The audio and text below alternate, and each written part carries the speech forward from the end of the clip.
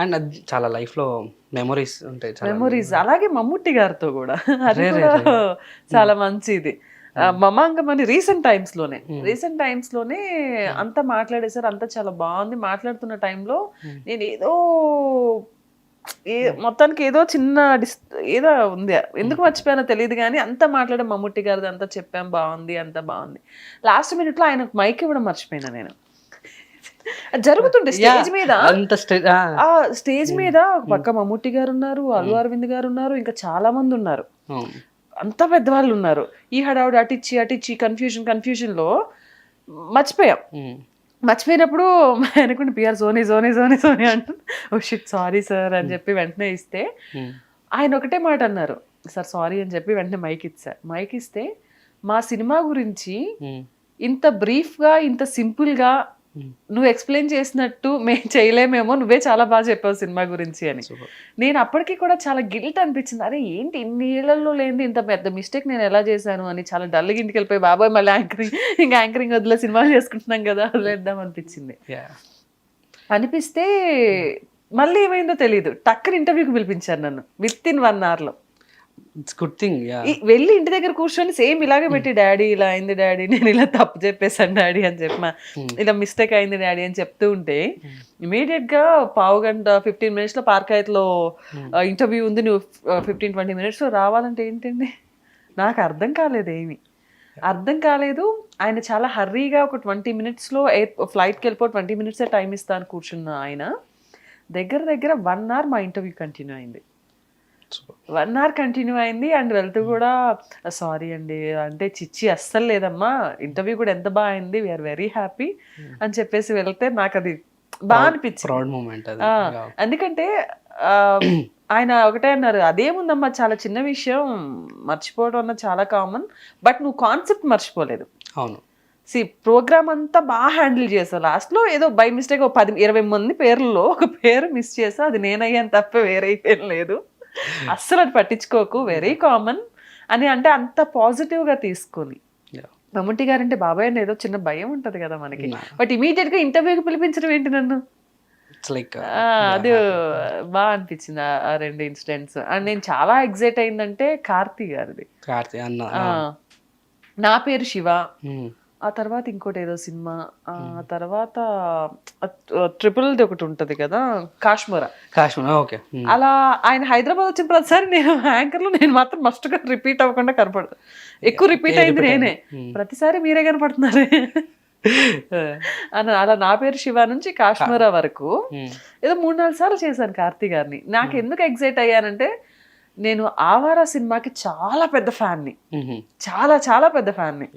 ఇప్పటికీ నా కార్లో అట్లీస్ట్ వీక్లీ ట్వైస్ అన్న ఆల్బమ్ అంతా ప్లే అవుతుంటది. సో ఆయన చూసినప్పుడు నా పేరు శివ టైంలో కాజల్ అండ్ కార్తీ గారు, అది చాలా ఎగ్జైట్ అయ్యాను. బట్ అప్పటికి నేను కొత్త, నా పేరు శివ టైంలో అంత సీనియర్ నేను కాదు, నేను అప్పటికే 1-2 years అంతే. సో కాబట్టి నేను అది ఎక్స్ప్రెస్ చేయమో చాలా డిసిప్లిన్ గా యాంకరింగ్ చేసి తప్పు పోకుండా వచ్చేయాలన్న ఇదిలో ఉన్నా. సెకండ్ టైంకి కొంచెం, థర్డ్ టైం కాశ్మీరా టైంకి అయితే చాలా ఫ్రీ అయిపోయింది. ఫ్రెండ్లీ అని కాదు, అట్లీస్ట్ ఫ్రీగా నేను ఆయన అరే నా ఒకప్పుడు నాకు ఇష్టమైన సినిమా హీరో కదా అని నేను అట్లీస్ట్ ఫ్రీగా నేను ఫీల్ అయ్యాను అంతే, ఆ భయం లేకుండా అంతే. డూ యూ ఫీల్ ఇప్పుడు రిగ్రెట్ అన్నారా ఈ 2 years బౌన్స్ బ్యాక్ అవ్వకుండా ఇక్కడ కంటిన్యూ అవుతే వేరే లెవెల్ ఉంటుందని, లేకుంటే ఇట్స్ రిగ్రెట్ ఎప్పుడూ అవ్వలేదండి, ఎందుకంటే తప్పైన ఒప్పైన నా ఓన్ డెసిషన్స్ అవి, నేను ఎప్పుడు రిగ్రెట్ అవ్వలేదు. ఎందుకంటే ఆ తప్పు చేసింది నేను, నా రిగ్రెట్ ఏముంటది, అంటే లోపల కూడా ఉంటుంది, 100% ఉంటుంది. ఎందుకంటే ఫర్ ఎగ్జాంపుల్ అప్పుడు నా మెంటాలిటీకి కొంచెం నేను అగ్రెసివ్గా ఆలోచించిన, కొంచెం ఫాస్ట్ డెసిషన్ తీసుకున్నా, లేదంటే బ్యాక్ స్టెప్ వేయకుండా, ఫాస్ట్ డెసిషన్ కూడా కాదు బ్యాక్ స్టెప్ ఎందుకు వేసానా అనిపిస్తుంటది అంతే కొన్నిసార్లు. సమ్వాట్ ఇష్యూస్ వల్ల సంథింగ్ ఫ్యామిలీ ఏదైనా కావచ్చు, రిస్ట్రిక్షన్స్ అయ్యి ఉండొచ్చు, ఏదైనా అయ్యి ఉండొచ్చు, ఫ్యామిలీ రిస్ట్రిక్షన్స్ అయ్యి ఉండొచ్చు, ఏదైనా అయ్యి ఉండొచ్చు. అలా కాకుండా ఉంటే బాగుండేదేమో అనిపిస్తుంటది, బట్ అయిపోయిందిగా. బట్ సీరియస్లీ మళ్ళీ మీరు కంబ్యాక్ అయ్యి వచ్చి, అంటే మన ఫ్యామిలీలలో అసలు అందులో ఉండే ఫ్యామిలీస్లో బయటికి రానియరు, ఈ ఫీల్డ్ చేయనియరు. బట్ మీరు స్ట్రాంగ్గా తీసుకొని వచ్చి చేసి మళ్ళీ సెకండ్ ఇన్నింగ్స్ మళ్ళీ స్టార్ట్ చేయడం, ఇట్స్ టు మీకే చెప్పాలి. ఎంత రిక్వెస్ట్ చేసుకున్నారో నాకు తెలియదు. సో మీరే ఆడియన్స్కి చెప్పాలి. రిక్వెస్ట్ ఏమైనా చేసుకున్నారా, చేసుకోలేదా? డాడీని, మమ్మీని? ఏం లేదు, ఏం లేదు, జనరల్ అస్సలు ఏం చెప్పరా? లేదు. ఫస్ట్ ఇన్నింగ్స్ రిక్వెస్ట్ నాకు ఎవ్రీడే, సెకండ్ ఇన్నింగ్స్ ఏం లేదు, అస్సలు ఏం లేదు. చెప్పేసి వచ్చేసారు అంతే. అంతే, ఎస్. వాళ్ళు కూడా సపోర్ట్ అంతే చేశారు.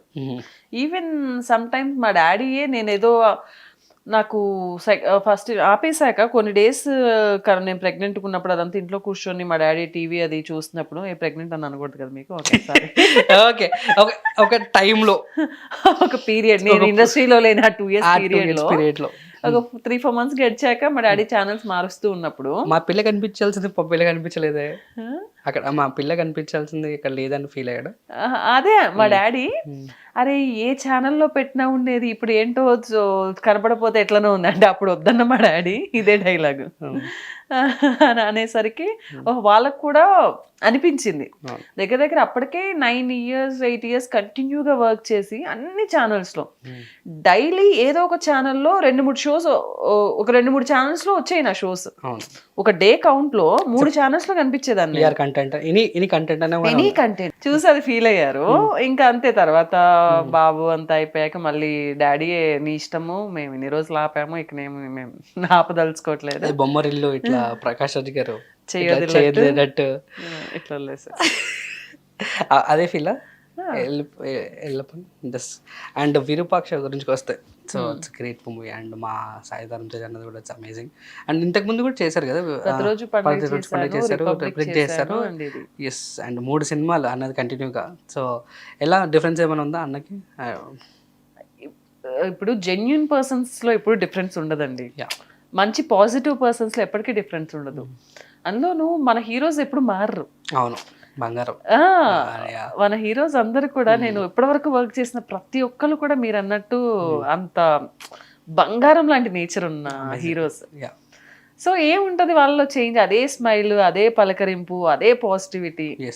అంటే వాళ్ళ దాంట్లో కూడా చిన్న తక్కువ, వీళ్ళు చిన్నోళ్ళు వీళ్ళు పెద్దోళ్ళు అనే ఆ తేడా ఎప్పుడు నేను నోటీస్ లేదండి. ఈవెన్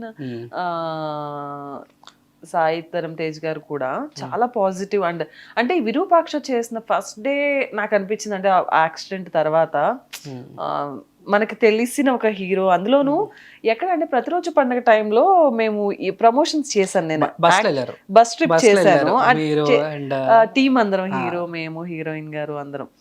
సో వెళ్ళినప్పుడు 2 days 3 days జర్నీ అది.